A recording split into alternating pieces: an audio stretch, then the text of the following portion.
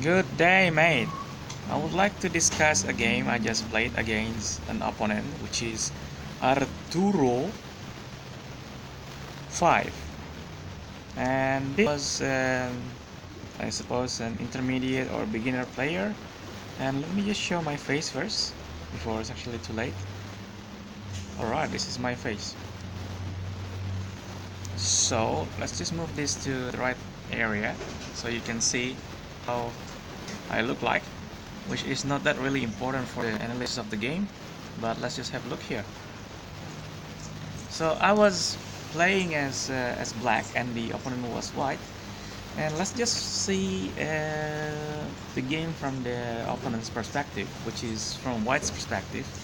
So let's just have a look what happened here. Dutch defense. Let me just also request a computer analysis to make sure that we can see what's actually going on. There are 2 mistakes and 2 blunders made by the opponent, and I made 1 mistake. So d4 was moved by the opponent, and then f5, and bishop goes to f4, the Italian style or that sort of pasta thingy, and then b6.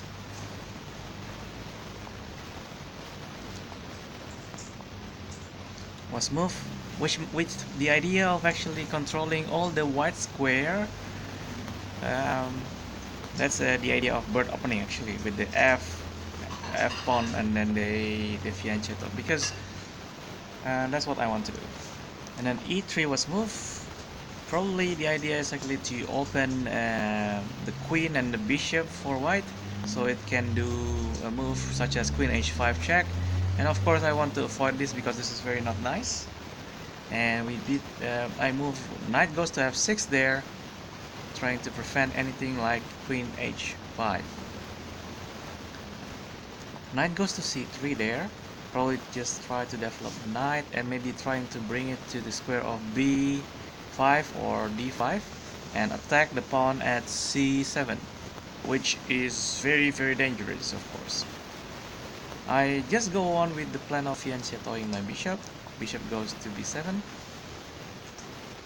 Knight f3 was moved, and I simply moved e6 there to open the bishop and the dark square bishop of black to continue the development, probably moving the bishop later on to castle kingside for the bird fortress.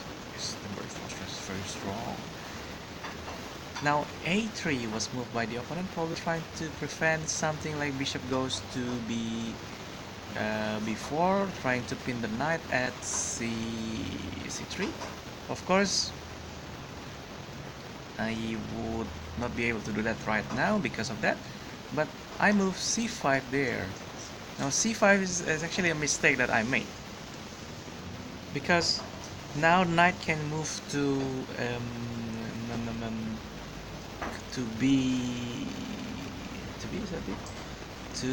b5, and then there is an attack of the square of c7. Of course, I still can avoid that attack by moving my knight to a6, guarding that square, but it's gonna be a bit weakening, and it's actually a bad knight position.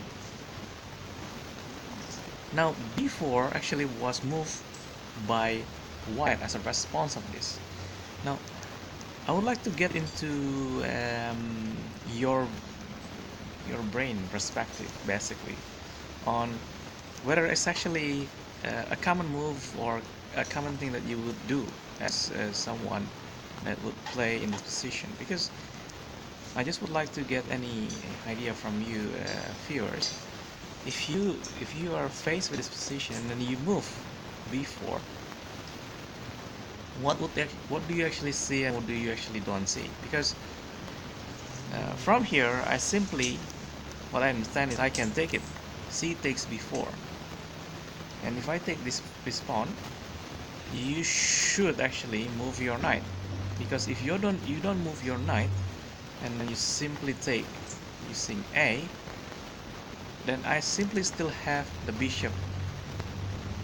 So it's very important for people that you're able to see This pawn is actually have some backup, which is the bishop there. That's the reason of opening the pawn there at e6.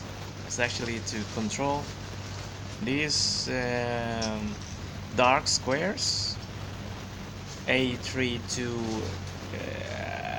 e7 diagonal, and by moving the pawn at c5 is actually backed up or protected by the bishop, so it's not actually just a pawn just going by itself. And then pawn goes to b4, c takes b4. Simply I can take if a takes b4, bishop takes b4, and all of the sudden that knight is actually under fire. Can you believe it or not? It is under fire. Yes, it is under fire. So what do you do to protect it? Queen goes to d3 sounds like a temporary protection, but then I have either queen goes to c8, or even like knight goes to the e4 would be strong. Okay, so what happens next? Rook goes to c1. Doesn't sound like a good protection that I can see of. It's actually not protecting the knight at all. So of course bishop takes c3 check, and knight goes to d2, and from here actually there is no more escaping route for the queen, so bishop goes to a6, and then from here white actually resign. So thank you so much for watching.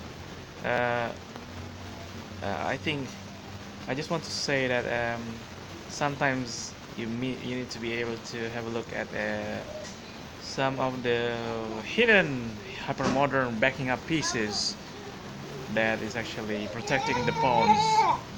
So thank you so much for watching, and see you later. Bye bye. Who is that? Lada.